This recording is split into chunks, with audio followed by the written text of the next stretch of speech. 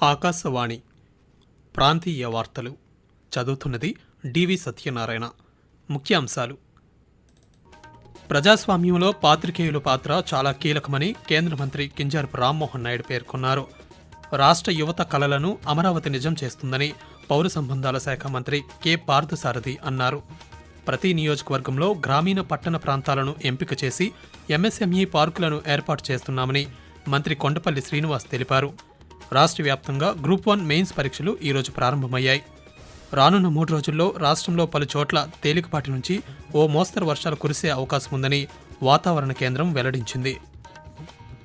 ఇక వార్తల వివరాలు: ప్రజాస్వామ్యంలో పాత్రికేయుల పాత్ర చాలా కీలకమని పౌర విమానయాన శాఖ మంత్రి కింజరాపు రామ్మోహన్ నాయుడు పేర్కొన్నారు.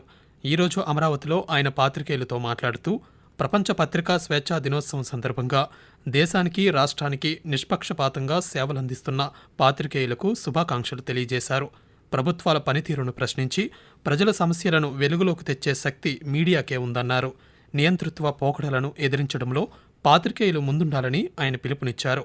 పత్రికలకు స్వేచ్ఛ లేకపోతే ప్రజాస్వామ్యం మరుగున పడిపోతుందనే నిజాన్ని గ్రహించి సత్యాన్ని కాపాడటానికి ప్రతి ఒక్క పాత్రికేయుడు కృషి చేయాలని ఆయన కోరారు. అమరావతి దేవతల రాజధాని అంటూ ప్రధానమంత్రి నరేంద్ర మోదీ ప్రశంసించారని రాష్ట్ర పౌర సంబంధాల శాఖ మంత్రి కె పార్థసారథి తెలిపారు. విజయవాడలో ఈరోజు నిర్వహించిన పాత్రికేయుల సమావేశంలో మంత్రి మాట్లాడుతూ ముఖ్యమంత్రి నారా చంద్రబాబు నాయుడు పనితీరు, దూరదృష్టిని నరేంద్ర మోదీ ప్రశంసించారని చెప్పారు. ప్రతి ఇంట ఒక వ్యాపారవేత్తను తయారు చేయాలనేది ముఖ్యమంత్రి ఆలోచన అని, అందుకు అనుగుణంగా అందరం కలిసి పనిచేస్తున్నామని తెలిపారు. రాష్ట్ర యువత కలలను అమరావతి నిజం చేస్తుందని, కృత్రిమ మేధ, హరిత శక్తి, ఆరోగ్య సంరక్షణ రంగాలలో అమరావతి అభివృద్ధి చెందాలని ప్రధానమంత్రి ఆకాంక్షించారని పార్థసారథి పేర్కొంటూ, ఈ అమరావతి నగర నిర్మాణం ఈ రాష్ట్ర యువత కలలను నిజం చేస్తుంది అని చెప్పారంటే అమరావతి యొక్క అవసరం, అమరావతి నగరంలో ఉన్న శక్తి సాక్షాత్ ప్రధానమంత్రి గారే కీర్తించారని చెప్పేసి కూడా ఈ సందర్భంగా నేను తెలియజేస్తా ఉన్నాను. ఈ నగరం భవిష్యత్తులో ఐటీలో, ఆర్టిఫిషియల్ ఇంటెలిజెన్స్, గ్రీన్ ఎనర్జీలో, ఎడ్యుకేషన్, హెల్త్ రంగాల్లో దేశంలోనే నెంబర్ 1 నగరంగా అభివృద్ధి చెందాలని చెప్పేసి ఆయన ఆకాంక్షించటం రాష్ట్రంలో ప్రజలందరూ కూడా ఒక భరోసాతో అమరావతి పూర్తవుతుంది, మరి తెలుగు ప్రజలందరూ కూడా నమ్ముతారని చెప్పేసి ఈ సందర్భంగా తెలియజేస్తా ఉన్నాను. రాష్ట్ర వ్యాప్తంగా గ్రూప్ 1 మెయిన్స్ పరీక్షలు ఈరోజు ప్రారంభమయ్యాయి. విశాఖపట్నం, విజయవాడ, తిరుపతి, అనంతపురంలోని 13 పరీక్షా కేంద్రాలలో మొత్తం 4,496 మంది అభ్యర్థులు ఈ పరీక్షలు రాస్తున్నారు. ఈ రోజు నుంచి ఈ నెల 9వ తేదీ వరకు మెయిన్స్ పరీక్షలు జరగనున్నాయి. ఏపీపీఎస్సీ చైర్మన్ అనురాధ, కార్యదర్శి రాజాబాబు ఈరోజు పరీక్షా కేంద్రాలను తనిఖీ చేశారు. ట్యాబ్ ద్వారా అభ్యర్థులకు ప్రశ్నాపత్రాలు అందజేస్తున్నామని ఏపీపీఎస్సీ కార్యదర్శి రాజాబాబు తెలిపారు. 87% మంది అభ్యర్థులు హాల్ టికెట్లు డౌన్లోడ్ చేసుకున్నారని ఆయన వెల్లడించారు.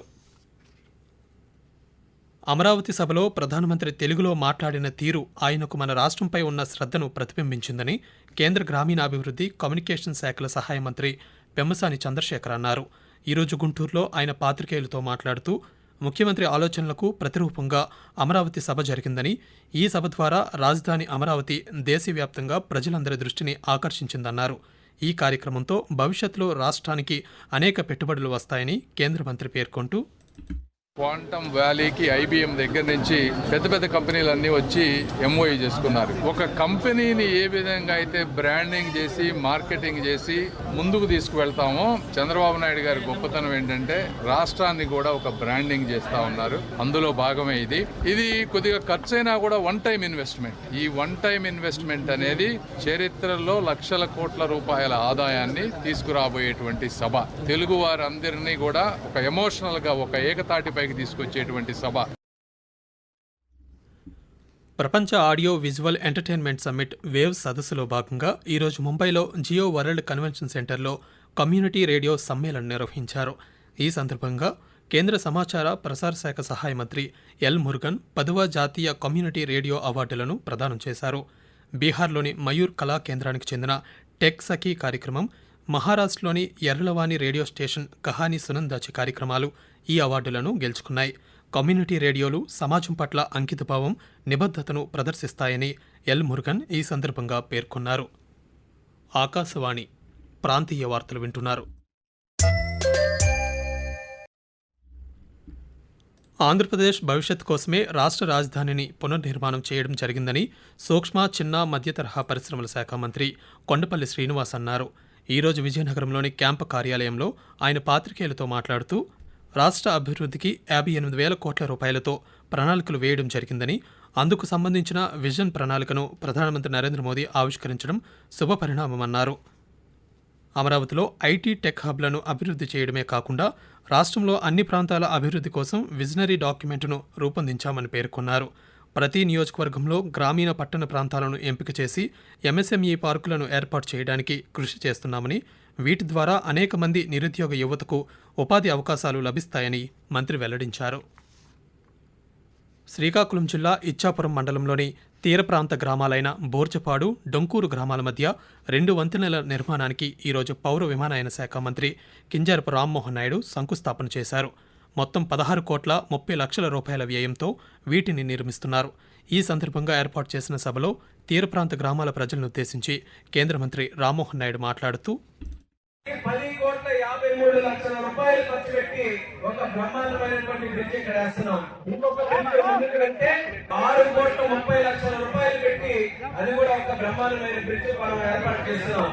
ఇక్కడ నీరు ఉప్పొంగినా మీరు క్షేమంగా మీ ఊరు చేరుకోవడానికి బ్రహ్మాండమైన 2 బ్రిడ్జిలు నిర్మించబోతున్నామని మీ సోమవారం మీ అందరికీ కూడా తెలియజేస్తున్నాం.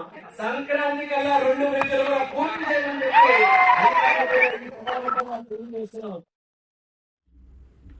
కృష్ణా జిల్లా వ్యాప్తంగా ప్రధానమంత్రి మత్స్య సంపద యోజన ద్వారా 787 మంది లబ్ధిదారులు 17,000 హెక్టార్ల విస్తీర్ణంలో చేపలు, రొయ్యలు సాగు చేయడం జరుగుతోందని జిల్లా మత్స్యశాఖ జాయింట్ డైరెక్టర్ అయ్యా నాగరాజు తెలిపారు.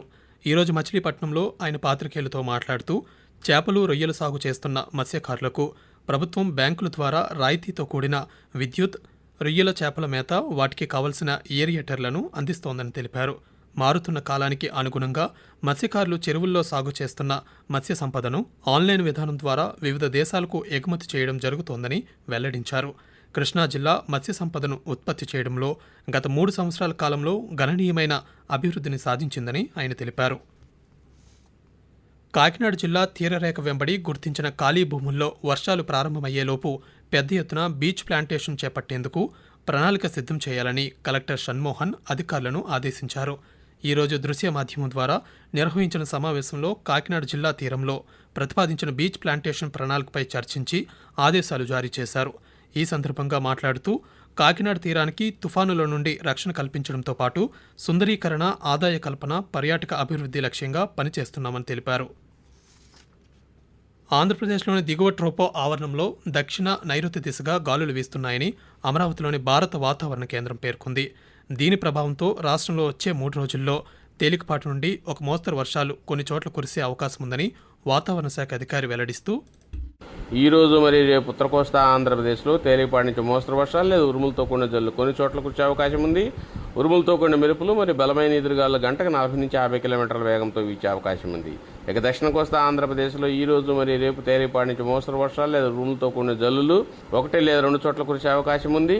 ఉరుములతో కూడిన మెరుపులు మరియు బలమైన ఎదురుగాలు గంటకు 30 నుంచి 40 కిలోమీటర్ల వేగంతో వీచే అవకాశం ఉంది. రాష్ట్రంలో భిన్నమైన వాతావరణ పరిస్థితులు ఈ నెల 7వ తేదీ వరకు కొనసాగనున్నాయని ఆంధ్రప్రదేశ్ విపత్తుల నిర్వహణ సంస్థ మేనేజింగ్ డైరెక్టర్ రోనంకి కోర్మనాథ్ వెల్లడించారు. కొన్ని చోట్ల ఎండలు, మరికొన్ని చోట్ల పిడుగులతో కూడిన వర్షాలు కురిసేందుకు అవకాశం ఉందన్నారు. బలమైన ఈదురుగాలుల పట్ల అప్రమత్తంగా ఉండాలని రాష్ట్ర విపత్తుల నిర్వహణ సంస్థ హెచ్చరికలు జారీ చేసిందన్నారు.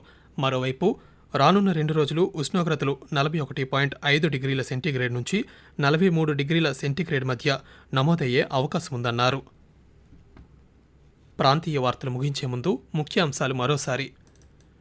ప్రజాస్వామ్యంలో పాత్రికేయుల పాత్ర చాలా కీలకమని కేంద్ర మంత్రి కింజారపు రామ్మోహన్ నాయుడు పేర్కొన్నారు.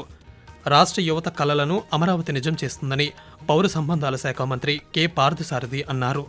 ప్రతి నియోజకవర్గంలో గ్రామీణ పట్టణ ప్రాంతాలను ఎంపిక చేసి ఎంఎస్ఎంఈ పార్కులను ఏర్పాటు చేస్తున్నామని మంత్రి కొండపల్లి శ్రీనివాస్ తెలిపారు. రాష్ట్ర వ్యాప్తంగా గ్రూప్ 1 మెయిన్స్ పరీక్షలు ఈరోజు ప్రారంభమయ్యాయి. ఆకాశవాణి ప్రాంతీయ వార్తలు ఇంతటితో సమాప్తం. 8 గంటల 30 నిమిషాలకు జాతీయ వార్తలు వింటారు.